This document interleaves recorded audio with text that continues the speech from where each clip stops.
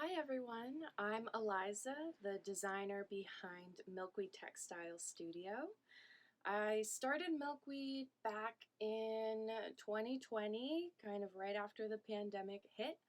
I was looking for a way to get back into sewing, kind of get back to my roots in creating garments, and Milkweed has really spiraled from there. So every piece I design, I sketch, I pattern draft, I sew, and I bring it to you to hopefully purchase. Before I started designing clothes for Milkweed, it was very important to me to think about what were the most important things for me to capture in my clothing, how I wanted to make people feel, and partially also based off of my own experience with clothing. Um, Growing up, I had a real love-hate relationship with clothing. When I found something that actually fit me, I felt on top of the world. I felt like I could conquer anything. But on the other side of that, I also spent hours and hours crying in dress rooms to my mom or to my friends that I couldn't find anything cute in my size or that fit me the way it should. So when I started Milkweed, it was a very conscious decision to me to have inclusive sizing, or be as inclusive as I possibly could, and also always keep the door open with my customers for custom alterations. If I, don't offer a size that you need, you're always welcome to reach out to me and encourage, because it helps me learn as well. So as a ground rule, that was my number one thing that needed to happen. Number two, or the second thing, was that I wanted every piece to be comfortable. I didn't want it to feel like it was restricting or making me feel like I had to just like be a straight board the whole time I was wearing it. I think clothes are meant to move with you. You're not the same person from day to day. You're not the same person that you were this morning. You grow and change consistently. And so I think that your clothing should do that with you as well. It should be along for that journey and encourage that journey. So each piece is meant to be very comfortable, very flowy, not restricting at all. And for me, it's all about those special details. So on the Ruth dress, there's 3 tiers of gathering. There's a deep V in the front with a facing on the inside. You have these beautiful sleeves that I just can't get enough of. That has some gathering on the shoulder seam at the top right here, and also some gathering before the band at the bottom. So for me, it's all about the special details, anything that makes your clothing truly unique and makes someone stop you on the sidewalk and say, oh my gosh, where did you get that?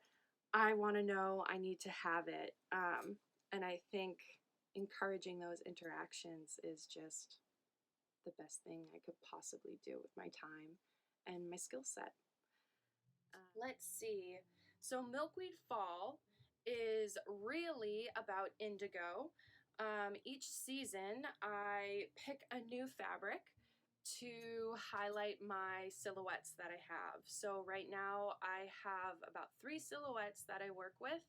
I do custom orders, but each season I will drop a new fabric to really highlight all of the beautiful details that the silhouette has.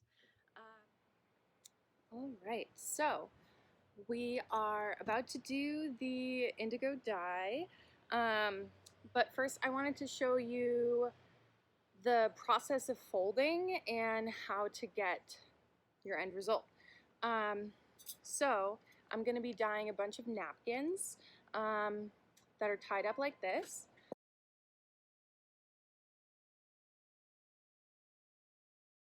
Okay, so the materials we will be using, we have napkins that I've already pre-washed, sewn into the correct dimensions.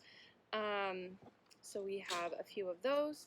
We have these wooden blocks. As you can see, I've used them before. So one side is dyed and one side is clean. Rubber bands. We have a thicker one and then some small ones as well. So here's what we got to do. So we're going to take the napkin and we're going to fold it in half. Okay. Then we're going to fold it in half again. So now you should have almost a square depending on the dimensions, but just a little bit smaller than where you started. And then we're going to fold in half again and one more time. So you end up with a little tiny square like that. I like to do these in smaller batches. So right now I have 2 napkins between these 2 blocks. That's just so that the dye can absorb into the fabric easier. You get a more even dye that way, I think. So we're just gonna stack those 2 together like this, look like that, okay? And then you're gonna take one block, place it on top like that, hold it up for you, place it on top like that, flip it over, take one block, place it on top like that. So now you have a little sandwich of your wooden blocks with your napkins in between. Okay. And then we're going to use our rubber bands to secure it. So I like to put one in the middle on both ways. You can, depending on the size of your rubber band, you can double it, but these are pretty small, so I'm just going to put it around once. And then do the other way too. Okay. And so now I have my extra smaller rubber bands, and I'm going to put them on either side of the thick elastic. So we'll do one right there, one on the other side, and we'll rotate it. So we got one over here, and one over here. So what this is going to do once it goes into the dye pot, just as this, all of the indigo dye is going to be able to absorb into the exposed fabric that isn't covered. So you're going to get this really cool border all around the edges, and hopefully you will not get any indigo in the middle where the wood is, so that wherever there's coverage, the dye cannot absorb into. So let's see how it turns out. So wanted to talk a little bit about shibori dyeing, give some background on that. So shibori dyeing is the method of manipulating cloth to create specific patterns when the fabric is then dyed. Whether it's through tying, folding, clamping, knotting, or otherwise binding the fabric, there are many techniques that fall into the category of shibori. Whether the fabric is bound or compressed, or rather wherever the fabric is bound or compressed, the dye then cannot penetrate that area. So then this creates one-of-a-kind patterns that really only reveal themselves at the end of your dyeing process. So during the whole time, you think you know what you're gonna get, but you never really know for sure, and that's really the beauty of it. So while shibori is often associated with Japanese textiles, the dye method does cross many cultures and countries. and can be dated back to 500 AD. So this is incredible technique that's really held the test of time. So I'm sure many of you are wondering the difference between tie-dye, which I'm sure you all have heard of, and shibori. So while tie-dye is really known for its like bright multicolor, almost like psychedelic patterns, shibori is monochromatic or one color and traditionally indigo. That's starting to shift a little bit as textile artists, you know, take this technique and make it their own, but that is the history behind it. Let's see. Also, traditional shibori is far more intricate and detailed in pattern, whereas tie-dye of the 60s that we're familiar with generally consists of that center spiral that kind of radiates from there. So the more I work with and learn about textiles, the more I'm interested in learning about these traditional fiber art techniques.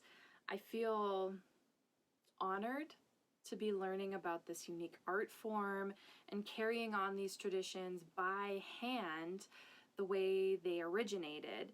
Today, it's very common to walk into a store and see an item of clothing with a pattern on it that is a replica of a traditional shibori pattern.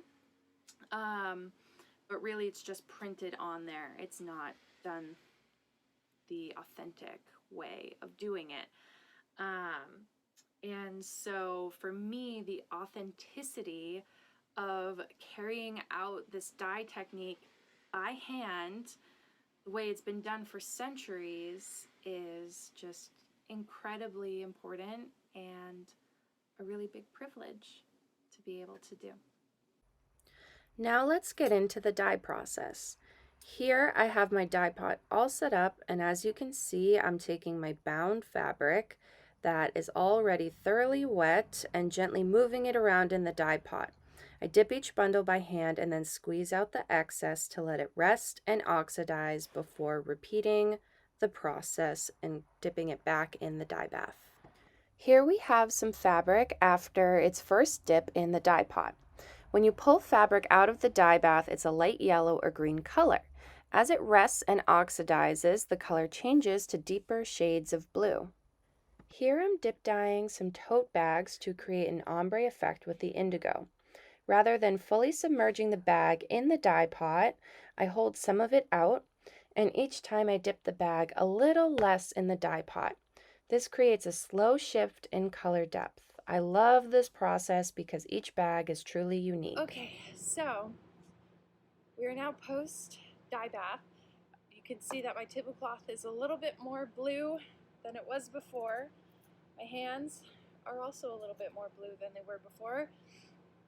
That will come out.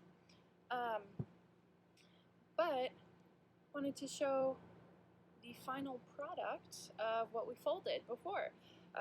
So I haven't seen this before, you guys. This is a real-time reveal. But I can already see that my rubber bands, even though they weren't on super tight, have made a great impression. So I'm going to move these so you can see those little cool marks the rubber bands left behind.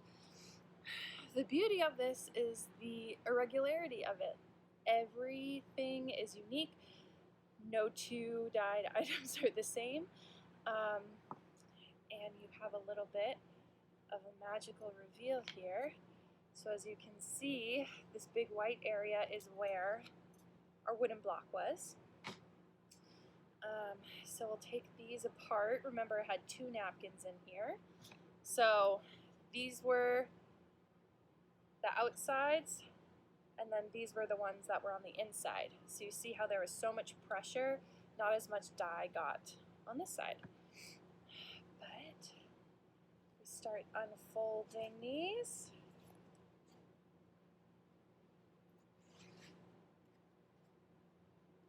Wow. Here we are. Look at how beautiful that is.